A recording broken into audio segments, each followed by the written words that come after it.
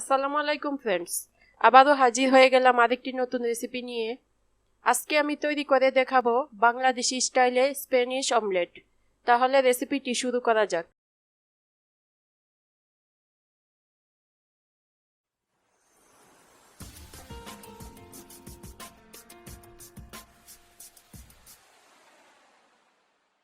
এখানে আমি বড় দুটি আলু টুকরো করে নিয়েছি। টুকরোগুলো একদম পাতলা করে কেটে নিয়েছি। 4টি ডিম নিয়েছি। পেঁয়াজ ফালি করে নিয়েছি 1 কাপ, এটা একটু মোটা করে কাটতে হবে। ক্যাপসিকাম নিয়েছি ছোট একটি টুকরো করে। গাজর নিয়েছি মিডিয়াম সাইজের 2টি টুকরো করে। কাঁচামরিচ নিয়েছি 5-6টি, আপনারা ঝাল অনুযায়ী দিবেন। এখানে হলুদ গুঁড়ো নিয়েছি হাফ চা চামচ, মরিচ গুঁড়ো নিয়েছি 1 চা চামচ, গোলমরিচের গুঁড়ো নিয়েছি 1 চা চামচ, লবণ পরিমাণ মতো, ধনেপাতা 2 টেবিল চামচ। আমি এখন একটি ফ্রাই প্যানে অল্প তেল দিয়ে দিচ্ছি 1 টেবিল চামচ পরিমাণ। এখন পেঁয়াজ ফালি দিয়ে দিলাম। পেঁয়াজটা কিন্তু একটু মোটা করে কাটতে হবে। এখন আমি পেঁয়াজটাকে হালকা একটু ভেজে নিব।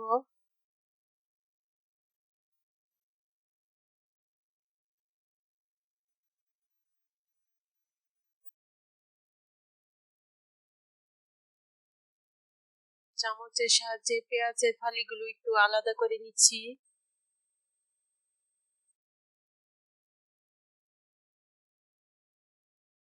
একটু ঢাকনা দিয়ে ঢেকে দিলাম।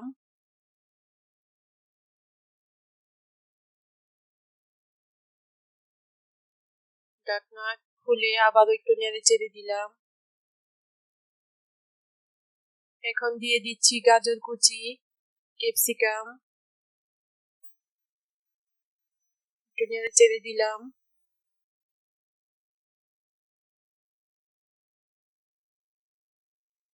দিয়ে দিলাম কাঁচামরিচ কুচি।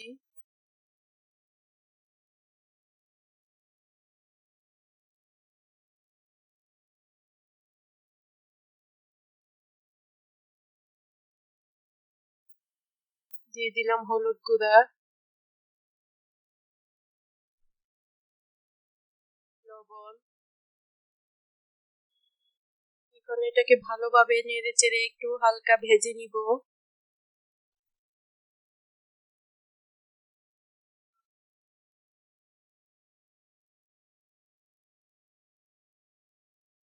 আমি একটু ঢাকনা দিয়ে ঢেকে দিলাম। 2-3 মিনিট পর আমার ঢাকনা খুলে আবার একটু নেড়ে চেড়ে দিচ্ছি। এটা প্রায় ভাজা হয়ে গেছে।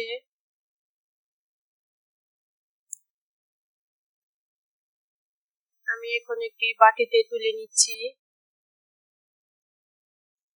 এখন আমি আবার এখানে হাফ কাপের মতো তেল দিয়ে দিচ্ছি।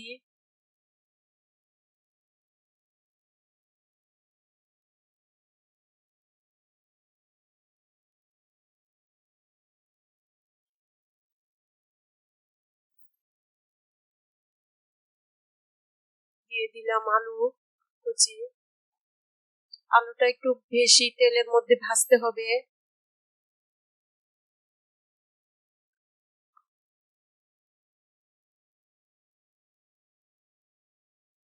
ছেড়ে দিলাম।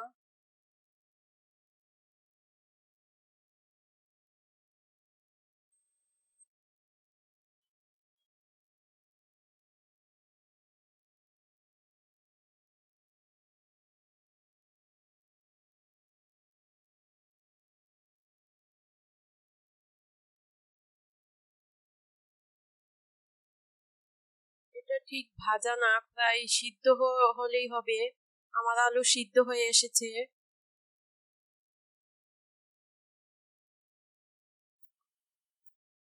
এখন আমি একটি স্টিলের চালনিতে আমি আলুগুলো তুলে তেলটা ছেঁকে নিয়েছি। এখন একটি বড় বুলে ডিমগুলো ভেঙে নিলাম। একে একে সবগুলো ডিম ভেঙে নিব।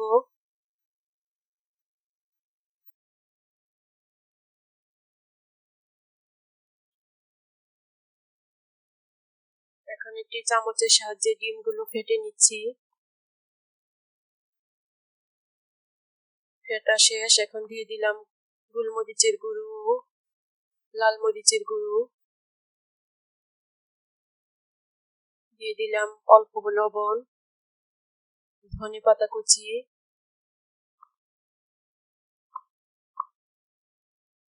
এখন দিয়ে দিলাম সবজিগুলো। যেহেতু সবজিতে লবণ আছে তাই লবণটা একটু পরিমাণ মতো দিবেন। এখন দিয়ে দিলাম আলুগুলো। সবগুলো আমি ভালোভাবে মিক্স করে নিব।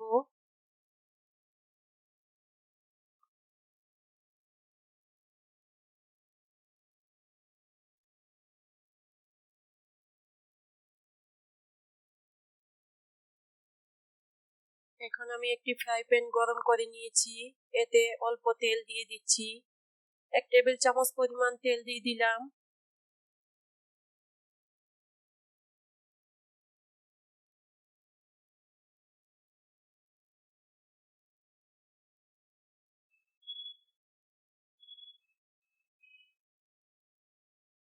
তেলটাকে একটু গরম করে নিচ্ছি।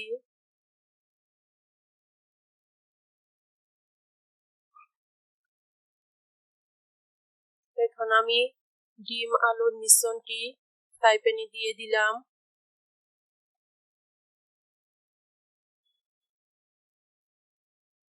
এটাকে একটা চামচের সাহায্যে সমান করে নিচ্ছি।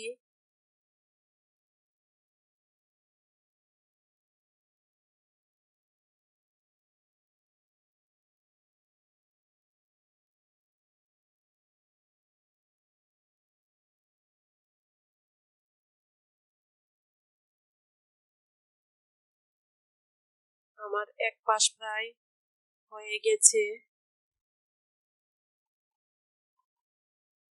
আমি একটু প্লেটের মধ্যে এটি তুলে নিয়েছিলাম। এটি খুব সাবধানে উল্টাতে হবে।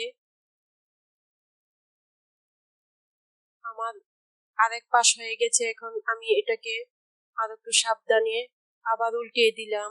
দেখুন একদম কি সুন্দর একটি কালার এসেছে।